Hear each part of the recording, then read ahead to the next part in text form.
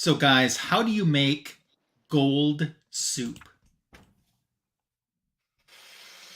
I don't know. Add 24 carats.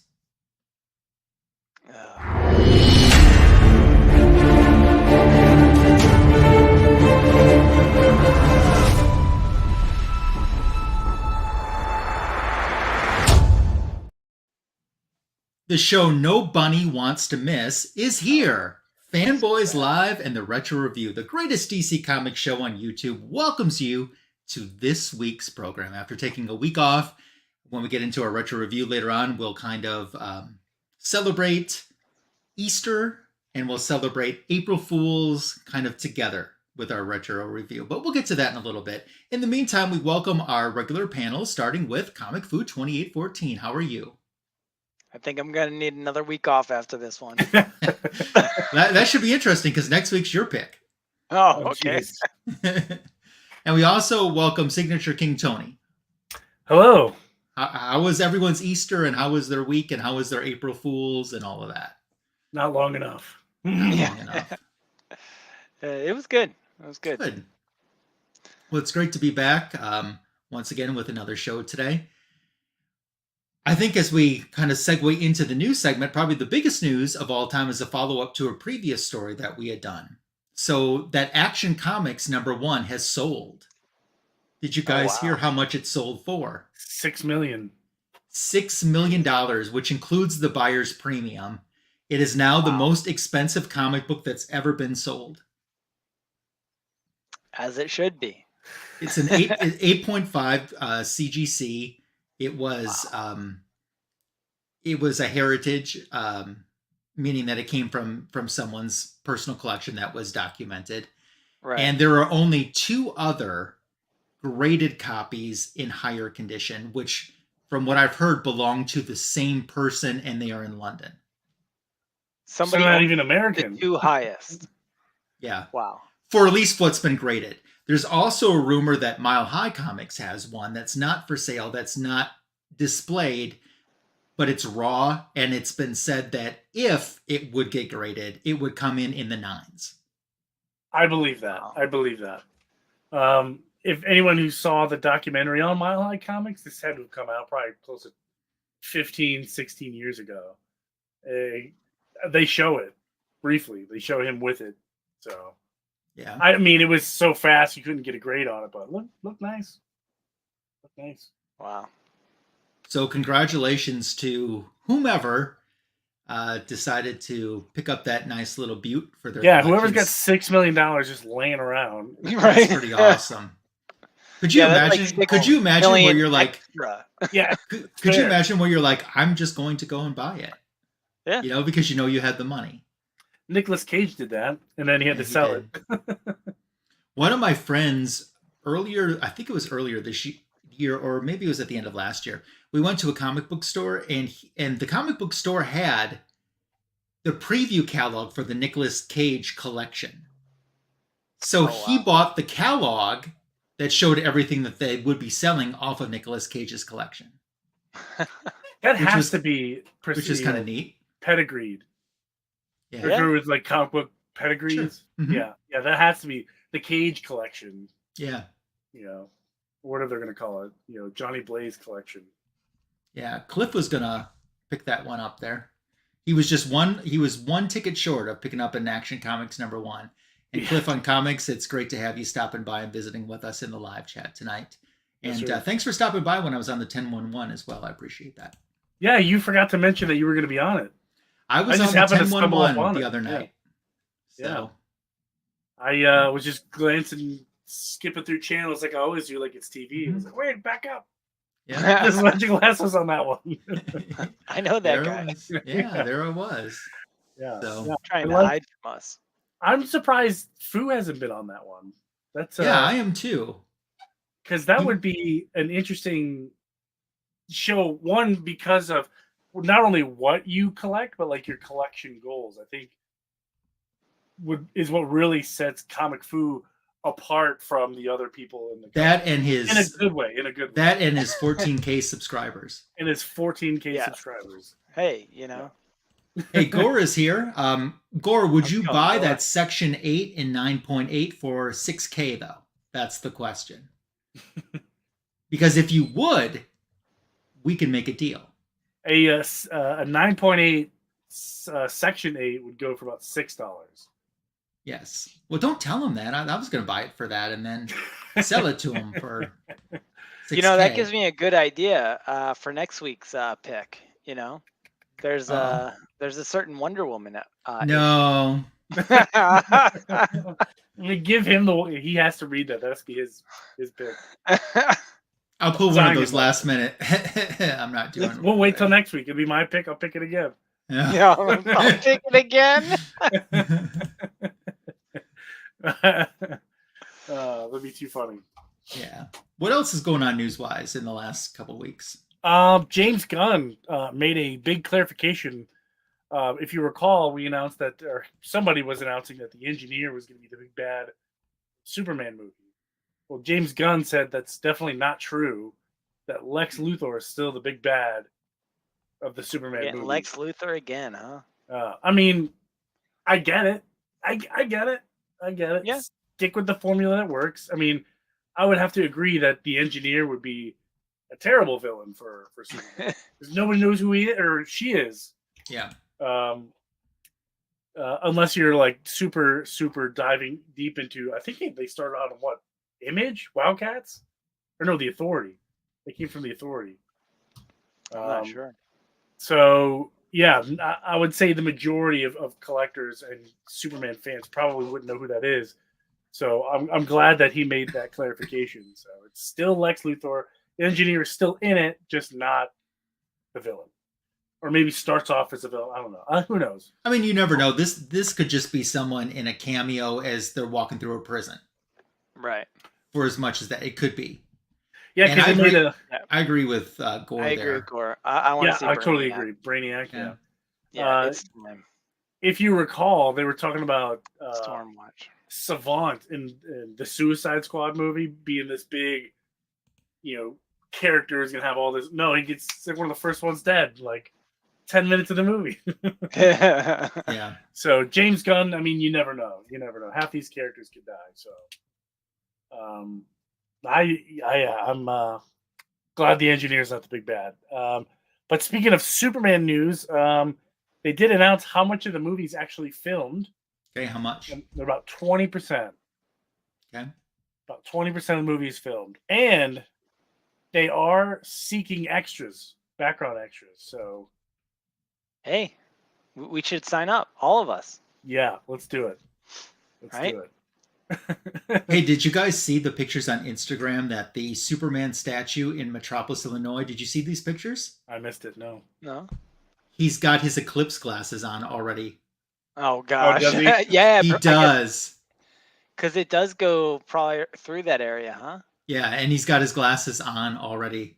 And they showed pictures of how they were putting the glasses on him. And now people have been coming in to get a new picture with him since it's slightly altered. He's got the glasses on. And does he look like the Eradicator? Kind of. But give him a leather jacket. Yeah. Right. So I also want to say hello to I Collect a Lot. How you doing? Thanks for stopping How's it going, by. man? Funny. Yeah. Did they give a mask for COVID? That'd be funny. I don't know if they did or if they didn't. That would have been a good idea. I don't think Superman needs, special eclipse glasses for tomorrow. That's It is tomorrow, yeah.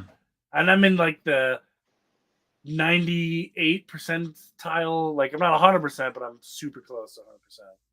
It's coming right over me, and yeah, I'm gonna stare at the sun.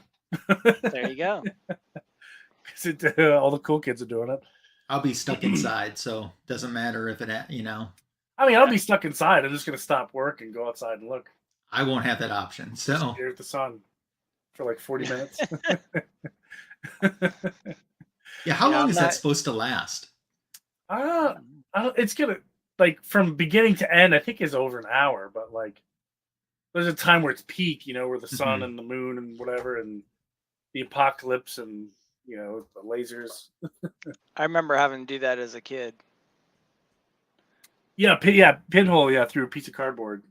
put a little pinhole and you can stare at it. Yeah, there was one when I was a kid, but I don't think I'm in the path of this one. I mean, I don't know if you even get to see any of it or not. Well, I said most of the U.S. should see a little bit of something. Okay. So you might be thinking where you're at. You're probably like in the 40 or 50%. Okay. You'll notice it. I mean, outside, I'll be like, hey, it's slightly darker than usual. You can Right. also participate if it isn't in your area by chewing Eclipse gum. Oh gosh. Or if you wanted the effect, you could take one of those mag lights, just shine it right in your face, Oh yeah. and move a golf ball ever so slightly in front of it. But last time I did that, I ended up confessing to stuff I didn't even do. Yeah, we're all victims of that. I hate it when that happens. But news-wise, I mean, those are the two big ones. Some big Superman news. Not big, but I mean, better than nothing. But hey, anybody got anything else? I saw that recently Detective Comics 27 celebrated its 85th anniversary, and I saw that DC did a free giveaway copy in New York City only, which reprinted the Batman story from Detective 27. I think it had the same cover. And then it also had some type of, I think it had something to do with some Joker stuff in there as well. And I just wish they wouldn't do that stuff. I mean, New York City, yeah, that's great if you're in New York City. Yeah. But the free comics selling on average between about 25 and 30 on eBay right now. I was going to say, you can get them on eBay for a mortgage payment. Yeah. Right. Yeah.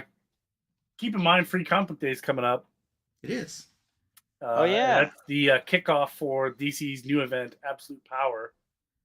Big Amanda Waller arc where she steals powers from, I don't know if it steals or kills Superman. I don't know, but all the cover art I see are, Superman meeting his demise. Oh, look at that. Tennessee, 1998. Oh, I guess I will be getting some of it.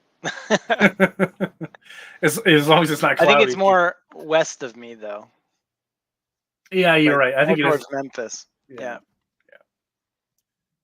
But yeah, Free Comic Day coming up May 4th. So get out there. And there is several foil releases too. Different ones. So I'm going to probably snag one up if I can get one at a decent price without, leaving one of my children behind at the comic store. If you were, which one are you leaving behind? Oh. Oh, man. Sophie's Choice. Because the older one's potty trained. It's just how it is. He didn't really hesitate either. He already knew which one he was going with. Hey, man. I'm just saying, I put the investment into it. I'm starting to get some return on that investment. Yeah.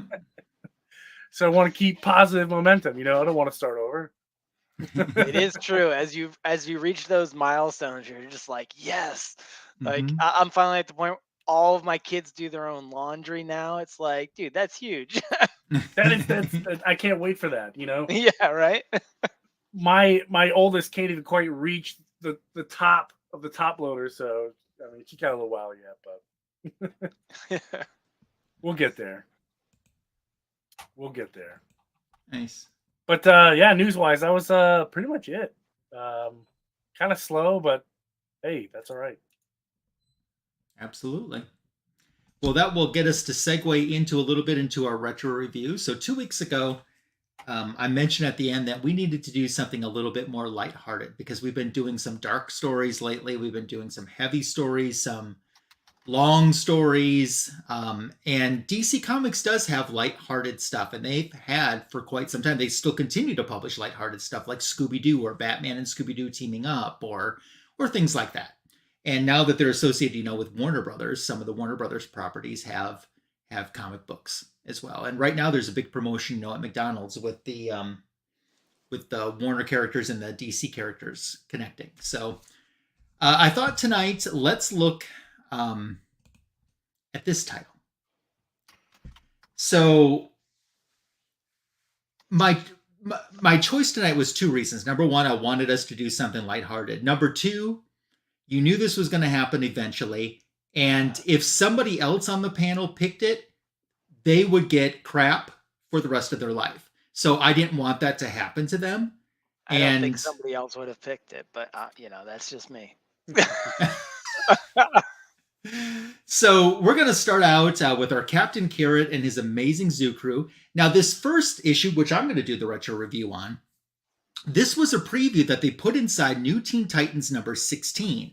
But it's interesting enough that if you go to look for that digitally, they've removed the preview of it digitally. So sometimes this is kind of harder to find online. But if you do a search for Captain Carrot number 0, a lot of times this is what you come up with. And I thought it was brilliant for them to put this in to New Teen Titans because that was like their best-selling book at the time that this came out. And what better way to hopefully try to introduce this book that, that going in, they probably thought sales aren't going to be what they are in other books. Let's try to expose it in the most popular book ever. So on our mock cover, because once again, this wasn't a real cover, it was inside the Teen Titans story, not connected to it, but on our mock cover, we see Superman trying to break through a barrier, and we see Captain Carrot saying, "Leapin' lettuce." That horrible red and blue monster has got 5 fingers. Then we start out in our story today, and it's with Clark. It's with Clark Kent, and he's reporting about an hour ago the president of Mammoth Motor Company leapt over his podium and started behaving like an ape or a monkey. He was screeching and everything. But he's not the only one. All over, people by the thousands seem to revert to orangutans, apes, chimpanzees, and they don't exactly know why. And they're saying about 100 people are struck each hour with this unexplained illness, and they don't know what's going on. They can't figure out who's going to get hit with it. And Clark Kent's reporting on this. He wraps up his report, and the people in his crew are like, gosh, what's making him act like this? And he's like, I don't know. But he thinks to himself, I, Clark Kent, doesn't know, but you better believe that this is a job for Superman. So he starts flying around the city, and he sees a gentleman that's acting fine. All of a sudden, Superman notices he gets hit with like this ray of light, and then he starts screeching and jumping on the car like he's an orangutan. And Superman's able to prevent him from getting killed or hurt as he turns him over to the police. And Superman's like, okay, I saw that beam, but it doesn't look like anybody else saw it. And he was able to detect, I don't know how, but he was able to detect that it came from the planet Pluto. So he's like, that's going to make things a lot easier. I can fly and be at Pluto in seconds. So as he starts to fly out, there's this energy barrier encircling the Earth. And it's starting to make him feel weaker, so he thinks that it might have a little bit of kryptonite in it, but he knows he has to get through it and realizes he can't. But a meteor that's coming down towards Earth is able to break through the shield, so he decides he's going to fling the meteor back, and he's going to hold on to it at the same time, and that's what's going to get him through. But what happens when he tries to do that? Pop. On the very next page, it explodes. And he's like, I didn't get through the barrier, and this is kind of blinding me. And he starts to fall, and he's trying to grab some of these little chunks of the meteorite, and he's having difficulty seeing, and he thinks that these chunks are also making him lose his power, so he knows he's kind of got to ditch them a little bit too. But lucky for him, he knows just from experience of flying around how to get back to the Daily Planet building, the WGBS Daily Planet building, the broadcast building. And he's like, I'm going to go there. I'm going to change into Clark Kent and sit down for a minute because I'm just not doing good. Luckily, nobody's around. He's able to get his quick change going on. He goes to sit down, and he almost sits on someone that looks like the Nestle Quick Bunny. That's what he looks a lot like. And he's like, he says, watch it, Mac. And he's like, who's talking to me? He's like, I am, you overgrown gorilla. And he's like, it's a rabbit. It's a talking rabbit wearing eyeglasses and a tie. Then he realizes this explosion had affected him somehow, so maybe he's just seeing things. And he's like, you're seeing things. How about me? I'm Roger Rabbit. I'm sitting here slaving over the next issue of Just a Lotta Animals, the JLA.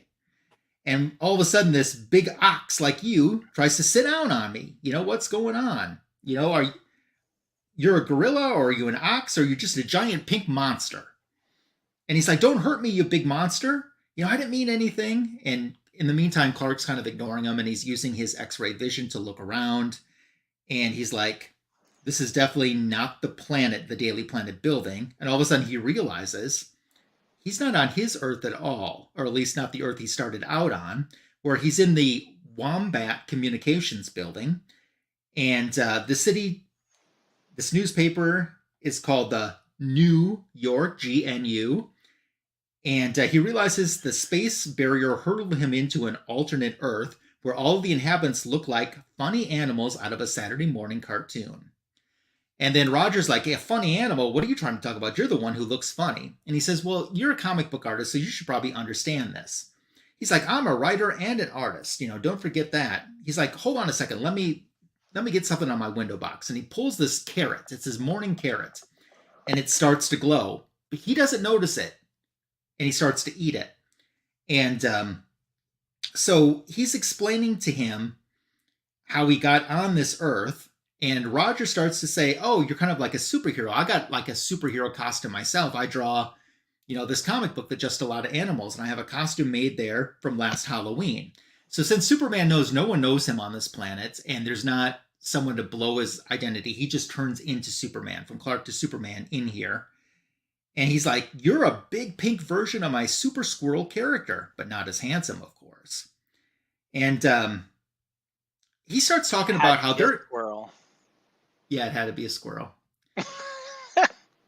Roger Rabbit starts talking about, we're having some problems on our Earth as well, where people are starting, a guy was walking along peacefully on Bark Avenue when this light zapped him, and then he started turning into a canine.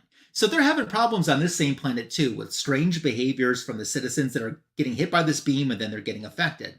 At this point, Superman's like, that carrot you ate, it's glowing. Don't eat any more of this, He's like, I didn't notice that was glowing, And he kind of knocks the carrot out of Roger's hand, and he's like, oh, that hurts. And he's trying to explain that he was just trying to help him, but all of a sudden, Roger starts feeling more powerful, and you see this energy kind of around him, and he gives Superman such a punch that he goes flying through all these different walls in the building. So someone smart enough to deck Superman like that, has got some power going on. And Superman realizes it was the glowing carrot that gave him his power. He's like, you're super now, like the characters in your comic books. And he realizes, I did this? I'm the one who punched you? And he's shocked by it. And Superman's like, never mind that. Maybe it's just my timing or my powers are off since I'm here, but you got your powers. You could save your Earth. Hopefully I could save mine. And then he's like, wait, do you hear anything unusual? And Roger's like, well, I can't see through walls, but he says my hearing is a lot stronger. And he's like, what is that? He's like, it's a sound of distress coming all the way over in the UN building. And Superman's like, UN? He's like, yeah, United Nature. And he's like, maybe we ought to. And Superman says, you know what? You just stay there. I'm going to go check it out. I'm sorry again for everything. You kind of caught me off guard. But a lady I know named Lois would never forgive me if I carried a bunny rabbit into danger. I'll see you soon as I'm done at the UN. So Roger's like, all my life, all the big guys just kind of push me aside to do their thing. Well, maybe it's time for me to get a little bit more involved. And he grabs that Halloween costume that he was showing Superman a little bit ago. And he decides to change clothes in the filing cabinet. He says it's kind of cramped in there, especially under Q.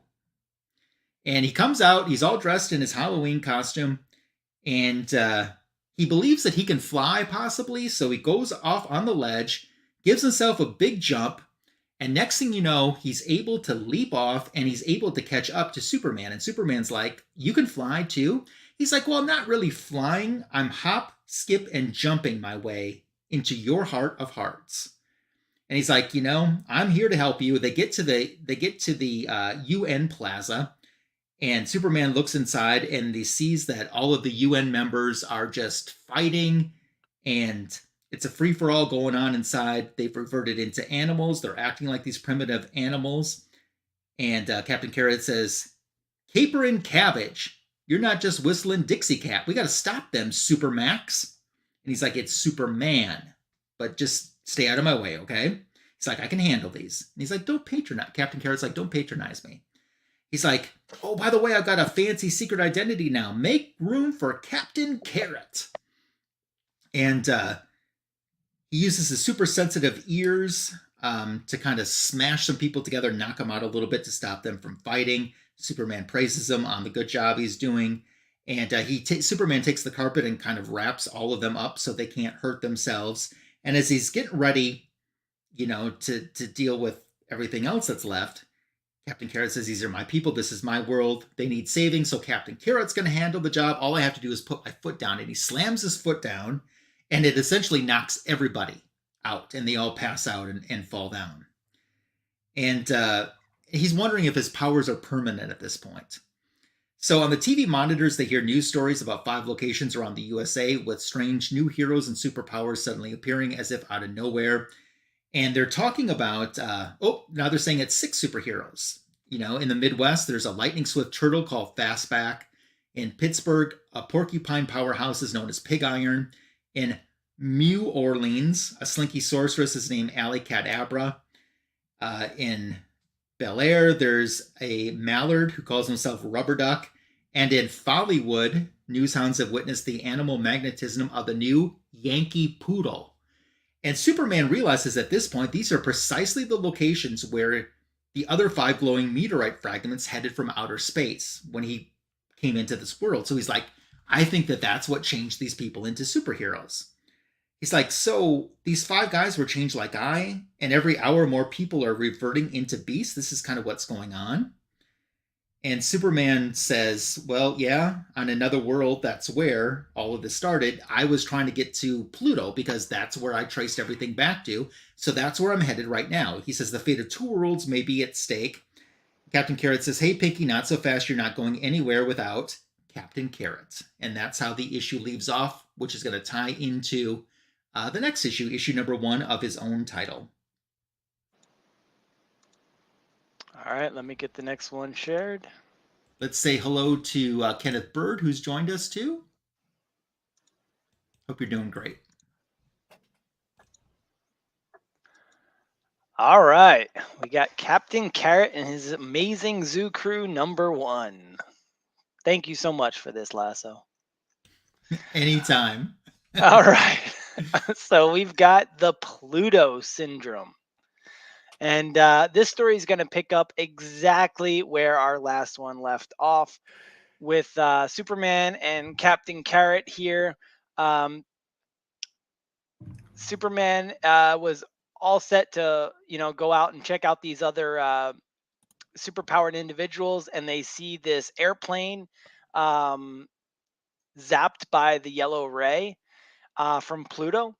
And so, of course, the pilots are reduced back to their primitive state. So you've got an ostrich and a kiwi who, as Captain Carrot points out, they couldn't fly originally anyway. So Captain Carrot jumps on the wing, causing the entire plane just to spin around. And fortunately, though, Superman's there to catch it and lands it safely at the airport. Well, safely, he kind of tosses it a bit, but there you go. And Captain Carrot actually has to jump in front of this plane to prevent it from running into the passenger terminal. So Superman's getting like these dizzy spells is what's happening. So Captain Carrot saves the day. All of the people, or the animals, I should say, are excited to see him. And you can see he's like, I'm feeling a little shorter now. And Superman's like, yeah, that's not exactly what happened. You can see he's been run into the dirt here, or the tarmac, I guess.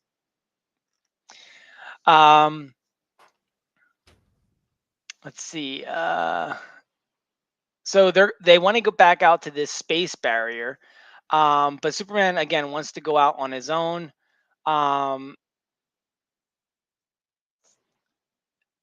let's see. They're talking about these other superheroes here. It's kind of like a little. This part's just a bit of a flashback to what happened previously. So I'm going to jump over this.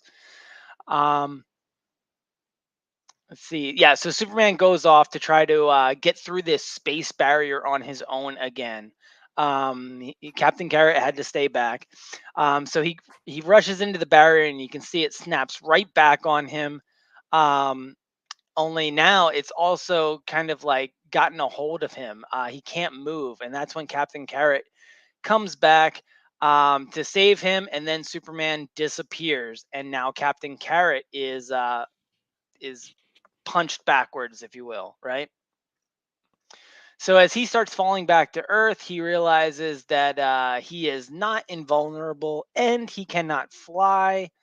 So he's falling towards the Earth, and he's wondering, if anything will catch him. And of course, we've got Pig Iron down here, which is staring up at the sky, just waiting for Captain Carrot. And yeah, he catches him from out of space. So there you go. And Carrot's like sizzling celery stalks. So we get Carrot's surprised to see this Pig Iron here. He's this super built pig, kind of like with like Frankenstein irons on the side of his head. And we get a quick little origin story for Iron Pig. So he was a construction worker, just a normal pig, when this meteorite came out of the sky, hit him on the head, and knocked him into the limestone pit. And he came out of it all super buff and with these new powers. And that's his origin story. So he decides that he's going to go with Carrot. They're going to keep tracking down the rest of these meteorite fragments and these other animals that got superpowers. Let's see. So then they're off to New Orleans, and we've got Mardi Gras here, and there's this like mystical cat. She's got like this magic wand, and she's going through the streets of Mardi Gras, and that yellow beam is back. It's turning animals into their primitive states. And Captain Carrot and Pig Iron show up as this cat is let's see, what's her name? Sorry, Miss Abra. Alley-Kat-Abra. Alley-Kat-Abra. Okay. And her magic Wanda. She is dealing with the animals here as Captain Carrot shows up. They introduce themselves. Her real name is Feline Fur, and we get her origin story as well. She used to be a martial arts instructor and was very good at taking these kids down. And one day she also likes to kind of practice the mystic arts, right? And so she is at her little like cauldron thing, doing her little magic potion, I guess, when a meteorite lands in the cauldron. And again, she is granted these magic powers.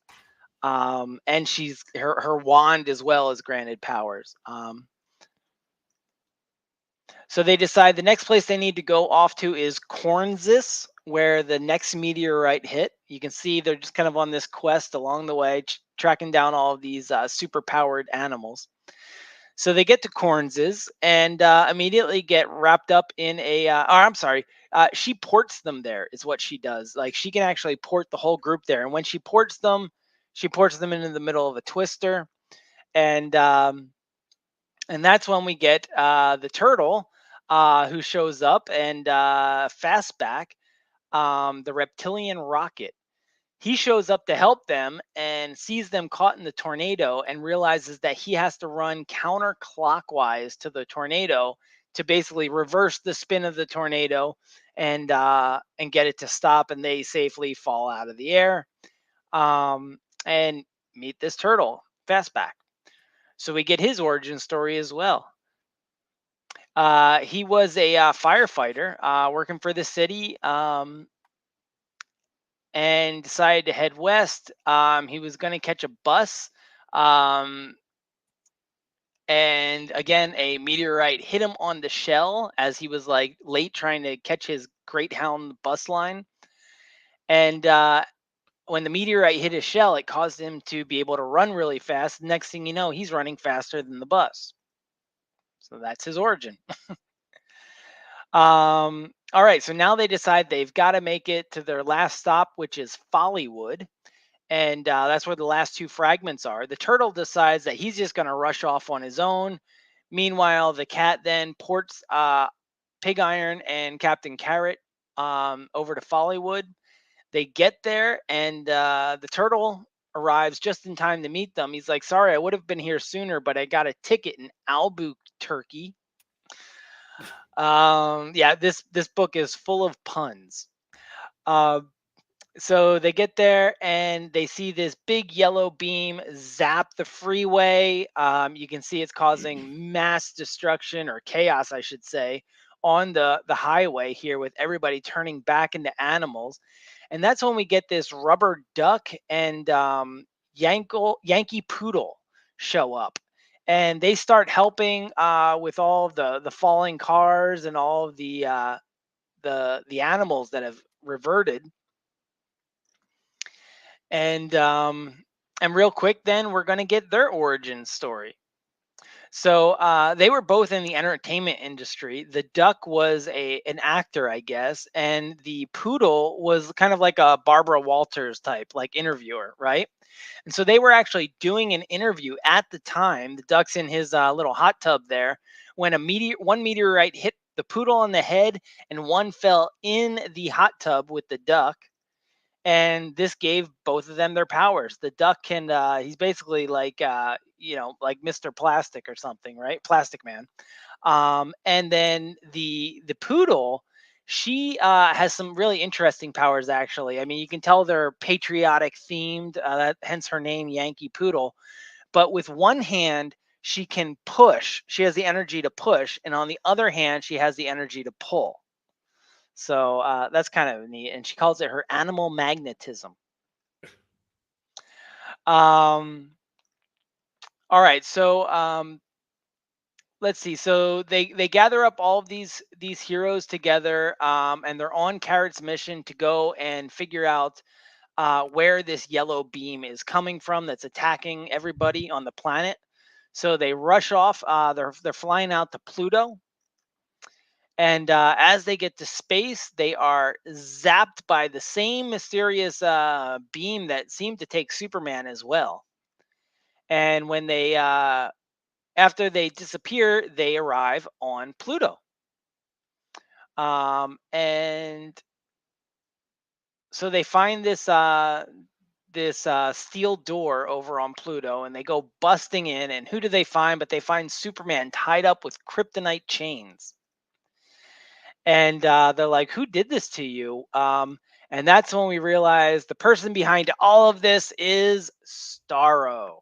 Dun dun dun. Yes, it seems that when the Justice League defeated Starro, they cut him up into little pieces, and one of those they threw it out into space, and one of those pieces got taken through the barrier and regrew over in this alternate universe where Captain Carrot and the zoo crew live, and regrew into a full version of Starro.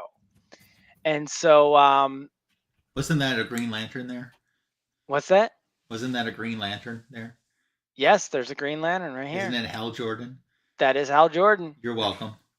Yep. That's why he gave you this issue. Yeah, that's why. Okay. And so Captain Carrot's like, "We got to fight this guy," and Superman's like, "No." He's like, "Look, if I couldn't defeat him, there's no way you can, Carrot." And they're like, "Yeah, but we got everybody here. We've all got the zoo crew superpowers. We can do this." And they go fighting Starro. So very quickly, though, Starro starts getting the better of them. You can see Carrot there kind of all dizzy and rocked. And that's when Poodle's like, "Hey, we need to work together as a team." That's the secret to all of this. Again, she's trying to fight Starro, but Starro's just tossing them around. Pig Iron has his go at it, and yeah, he falls through the floor. And again, they're just all having trouble with Starro until once again, Carrot now kind of rallies them all together, and he's like, "Yeah, we've got to act together. That's the secret. We all have to act together." And Superman's about to get shot by this like gold kryptonite ray gun.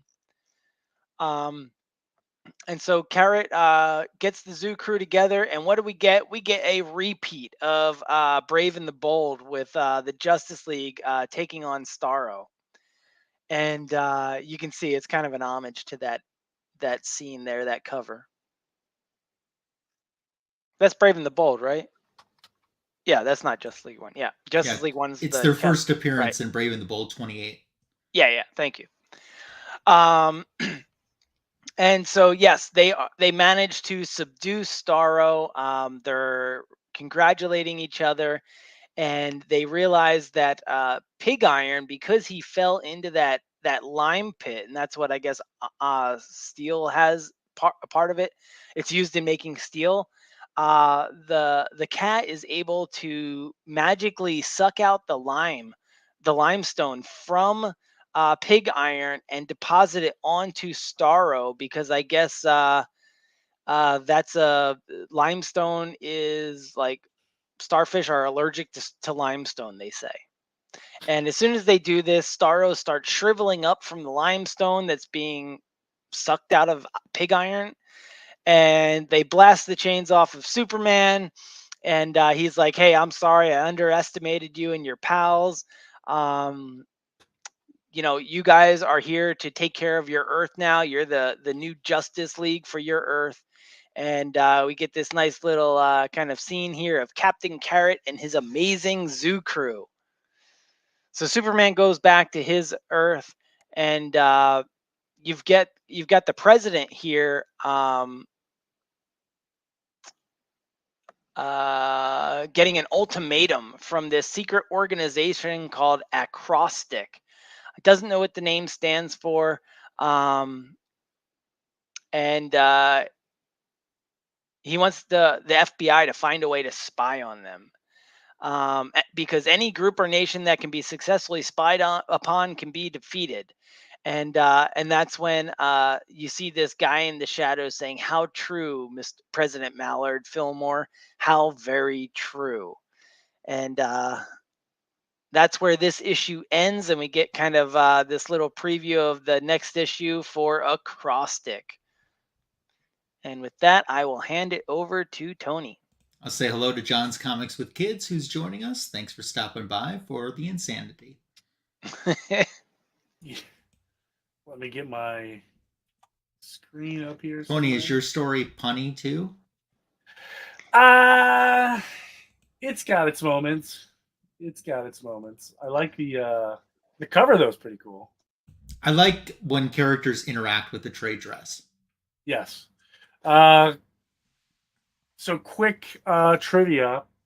What Earth is the zoo crew?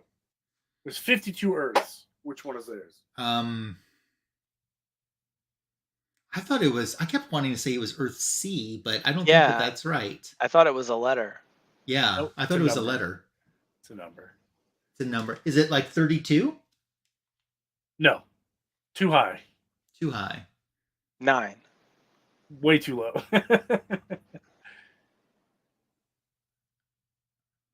26. 26. Earth 26 is the Captain Carrot and the zoo crew. And, well, we'll get into that later on. But, yeah, so now, Superman's like, hey, now that Starro's defeated, I'm going to go back to my Earth. And they mention here, back to Earth 1.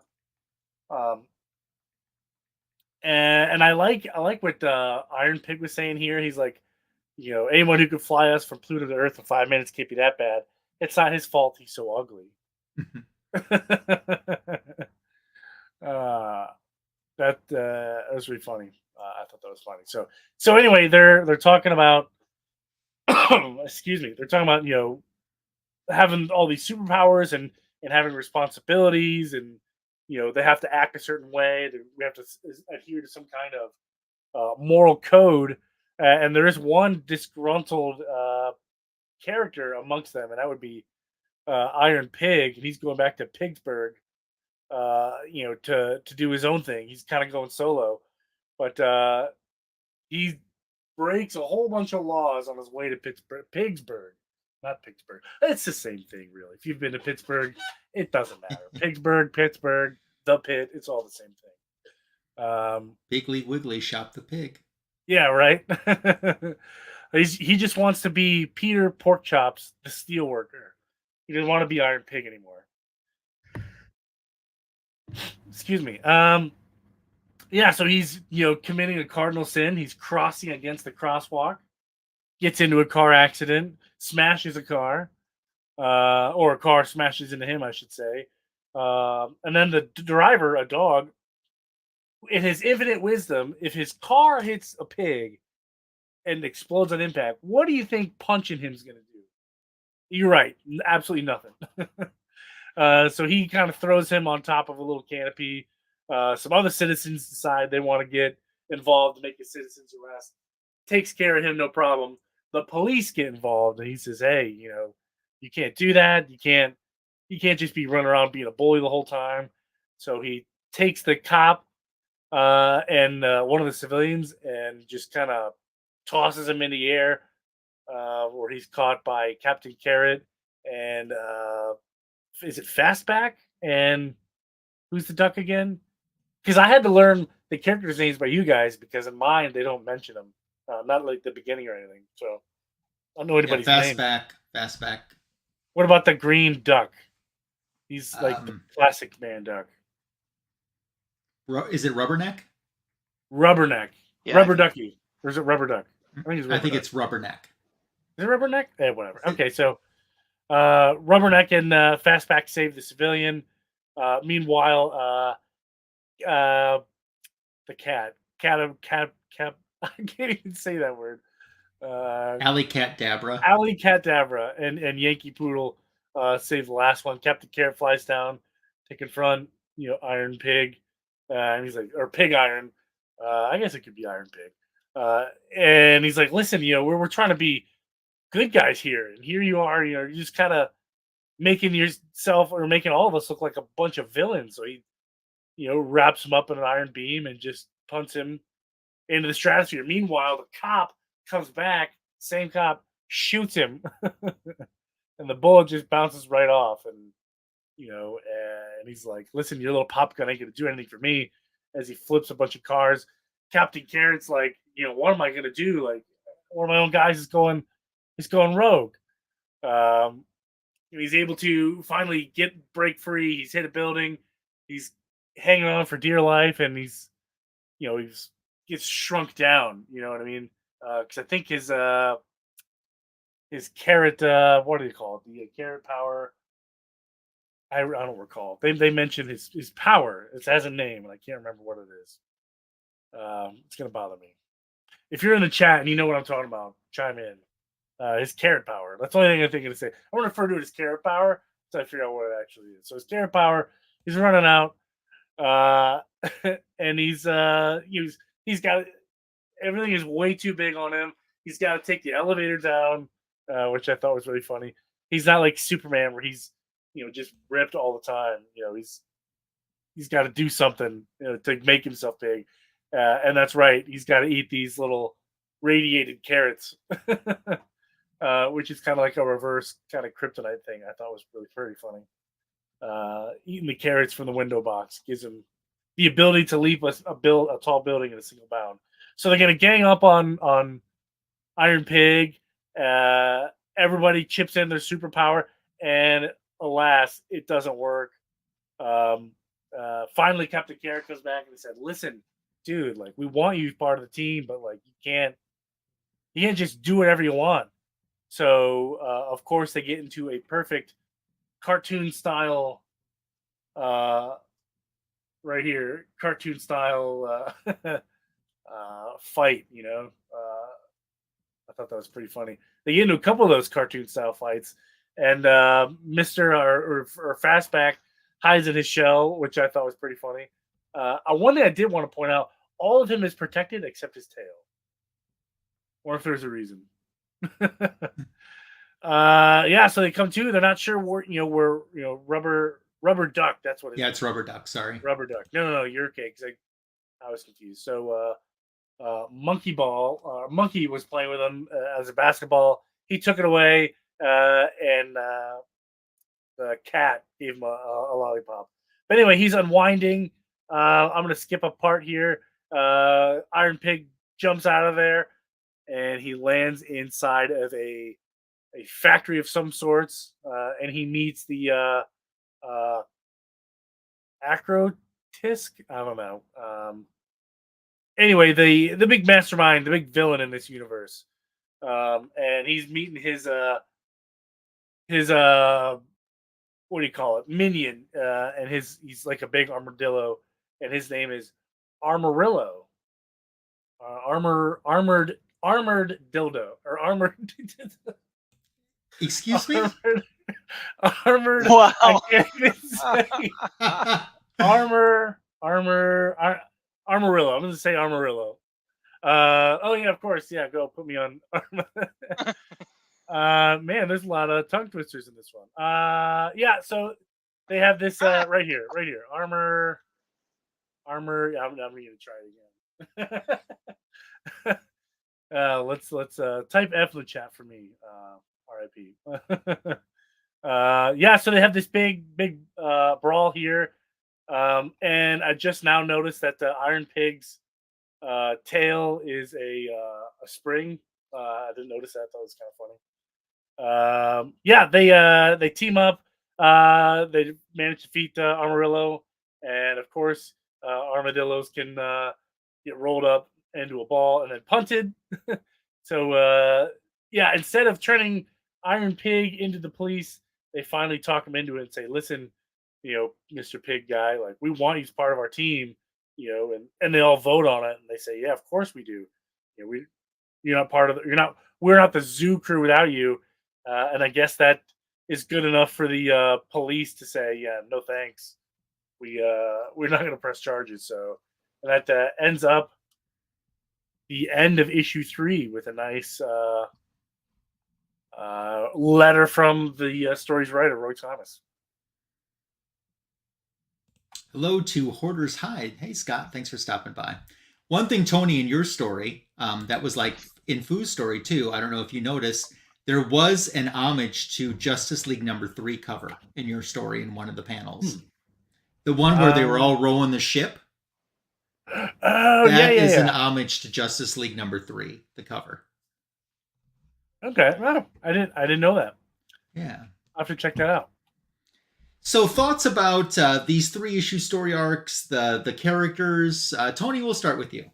I mean, I think everybody loves Captain Carrot and his zoo crew, but I got to admit, this is a group of individuals that I didn't really have a whole lot of interactions with. Just at the time or two we've mentioned him, or he's popped up in our retro reviews. But yeah, I can see this being a fun, entertaining, ongoing issue. Like if you're waiting for the next one to come out. When did this come out? When was this released? 82, I believe. 82. Okay. So out of a 1 to 10 carrots, how many carrots would you give it? Oh man. If it was 3 issues overall. If it was at 24 carrots, I'd give it a 20 carrots. You do 20 out of 24? Wow. 20 out of 24, yeah. Okay. Well, I'll do my thoughts next because I know we're going to get the most praise at the end. Oh. So, for me, I bought a few Captain Carrots when I was a childhood collector. I haven't read any since. I posted some. I posted one on Instagram today, but I haven't really reread this. It was smart of them putting Superman in all 3 of these stories, even though he was just in a little bit at the beginning of Tony's. Definitely smart to do that. Out of a 1 to 10 carat scale for me, the artwork was very good. Captain Carrot looks like the Nestle Quick Bunny, though. He looks way too much like the Nestle Quick Bunny, especially in costume. This didn't age as well for me. So I'm doing 3 out of 10 carats tonight for mine. Wow, really? Yeah. And take it away, 28-14. Hey, I can't argue with that. Yeah, I mean, this story, it wasn't the best for me. The puns were they went a little overboard at times, and it was like my issue. Like they kind of like had fun going out of their way to be like, okay, time for another origin story. So yeah, I'd give it 3 or 4 carrots. Yeah. Wow. Like I said, I posted a Captain Carrot today on my Instagram, but we would love if you would share a cover with us or something Captain Carrot related. Do that on Instagram by using the hashtag Fanboys Live and the retro review, so we can make sure to see that. We definitely would appreciate that. Yeah, I wonder And if yes, they did. I do have his first appearance and the first issue. I do have them. Where did you get issue 1? Did you send that to me? I did. I think you may have. Yeah. I did it, but I sent you a nice, like, high grade of it too. Yeah, yeah. Because you got a really nice, unread, clean copy. Yep. Yes, So, I do. Your collection is complete. You know, We've got to get the rest of them. You know, this series lasted like 3 years. Did it Did it really? Believe it really? or not. Yeah, it went into the 20s, the early 20s. wow. So, Wow, that's stunning. and Wow. Gore is wondering if we've ever done Ambush Bug. Not since I've been on the Oh, Fanboys. and I but want to. Yeah. That's been on my list for a while because I really like Ambush Bug. Yeah. I am actually surprised that Ambush Bug hasn't been used by DCU, especially as their Deadpool, so to speak. Right? You know? Yeah, they haven't used them at all. Well, I feel like they can't now because Marvel had beaten them too. It's like a fourth wall breaking Please, character. they both these companies do what the other one does all the time. I know, but like they can't have a fourth wall breaking character because then I be think like, they oh, want DC Harley to copied be the Marvel. Deadpool. You know? No, we don't need a Harley Deadpool. We don't. Well, she's kind of taken that place. Yeah, she kind of has. Yeah. Well, Yeah. good thing she won't be around, anymore. No Margot Robbie or Harley. I mean, Lady Gaga Harley. That just means it opens the door for somebody else we know. Who? No. It will never happen. Never in a million years. Never I don't know. We've seen some videos. I'm sure you have. I'm sure you have. I'm sure you weren't behind the production of those either. Oh, who would like to start with the book show? I've got a fun one for tonight. Okay, go for it. So it's not a book, but Okay. I think this was a pre-order that I did a while ago on Amazon. This is the new McFarlane toys. Check that out. The gold label. It's Kyle Rayner and Kilowog. And that I like poser. the gold label just says gold label. Like Right? that's Yeah. like the only difference. It just says this is a gold label. So I think the Kyle is just again another repeat, but that's not really. I was really excited about the Kilowog. That's Yeah. really cool. What does something like that retail for, out of curiosity? I don't remember. Like I said, I think it was a pre-order, but I don't know. More or less than $50? I think less. Okay. Honestly, I could be wrong, but Does I Tim think have less. that? Tim's got every action figure in existence. I don't all know. around his I think it just came out. Like again, I think it was one of the pre-orders, and so I don't I know. don't know. I haven't heard from Tim in 87 years. It seems like. Yeah. Yeah, who knows? He probably has it. I bet he does. He's over there playing with those Pokemon cards. Yeah, Yeah, he's he likes Trainer that Tim Pokemon. now. Yeah, Instead Yes, of Tim the Trainer comic collector, it's Trainer Tim. Mm-hmm. Yes. Yeah. So on my channel, let's see, I dropped a back issue of the week YouTube short earlier this week. And then I did my regular comic book editions video too. I showed a lot of stuff actually that came out in 2023 in this past week's videos. A fair amount of DC. I don't know, I'm not anti-Marvel, but I just buy more DC than I do Marvel. So that's just the way it is. On tomorrow's back issue of the week YouTube short will be a Silver Age DC. So we're going to do that. And Tuesday's comic book editions video, just about half a dozen back issues that I've added into my collection for DC to Marvel. So you can tune in to check that out as well. And there's links, by the way, to everyone's channel to sub them up in the description for this video. Tony, how about you? What you got going on? Yeah, for my book show. I didn't do a book show. Hold on. Oh, yeah, do a book show. Hold a second, I forgot. Go ahead. So I picked one. I don't have all 20 some issues of Captain Carrot, but I did pick this one tonight because it features the just a lot of animals. Nice. And it's kind of done in this style like they were doing at the time with the JLA JSA crossovers. But we have Wonder Wabbit over here.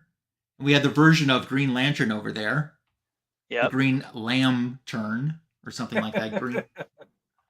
Green Lambkin. Green Lampkin. And yeah, in the bottom we have the DC Comics writers and the creators done. Like E. Nelson Bridwell is E. Nelson Birdwell. So, but yeah, that's my book show. Sorry, I forgot. Go take it away, Tony. What you got going on? Yeah, no problem. So, book show. This was written by Roy Thomas. I had the pleasure of meeting him last year, and he signed both my direct and my newsstand edition of Shazam: New Beginning, along with Thomas Mandrake. And as for Captain Carrot, one of his most recent appearances for anyone who's keeping track or interested. And this was an okay run. Justice League Incarnate, where they take it's basically Justice League with all the Justice League members are from different spots in the multiverse. So you have Thomas Wayne Batman, Val-Zod Superman, Aqua Woman from Earth 11, Captain Carrot from Earth 26. You have Wonder Man. I don't remember. So there's a whole bunch, and they're fighting, Dr. Multiverse. So interdimensional, multiversal. You notice he's wearing a mask now, where he didn't in our issues. Yes. Well, he did. He wore one a of mask mine. in our issues. He wore in mine. He did. Okay. You're talking about Captain Carrot, right? Yeah. Yeah. Yeah, I think he did. Okay. Well, he don't have a mask on the one that I have here. And on my channel, I got a whole bunch of shorts going up for me. Shorts have been really funny for me lately. I don't know why. I've uploaded 22 shorts. 21 of them have hit the 400 ceiling and have stopped. And I don't know why. I don't know what I'm doing that makes them stop at that exact number. And they take about the same amount of time. A couple hours to hit 400 and then stop. Then they say that's enough for you. And then I'll get one sub from each one of them, and then I get nothing. I mean, quota. That's all they'll give you. Yeah, I didn't know it around. Quota. It's not fair to everyone else. I just feel like it's so interesting. Like if you go and look at the views of my shorts, the 400 mark is right about where they stop. Not under 400, maybe some a little over, but right about 400. It's all YouTube thinks you're worth. I mean, I'll take it. I'll take it because it puts me. I'm on track to hit about 1K subs about October if I keep going at the current pace, Nice. Which would be nice because then I could just retire. I'm done. I hit 1,000. I'm gonna delete my channel and start over. You'll be that other Tony Fett. Yeah, Tony Fett 2. Yeah. Yeah. Cool. Well, that brings us to the end of our Fanboys Live and the Retro Review. If you joined us in the live chat, we appreciate you. If you watched on the rewind, of course, we appreciate you as well. Comic Food 2014, it's your pick for the Retro Review for next weekend. So we look forward to seeing what you have. I know we'll be a letdown after this week, but there you go. Anything else anyone has to pass along, or are we going to close shop today? That's all. No, I'm good. Okay. Thanks for joining us for the greatest DC Comics show on YouTube. We'll catch you next weekend. Have a safe, healthy, successful week, and take care. Bye.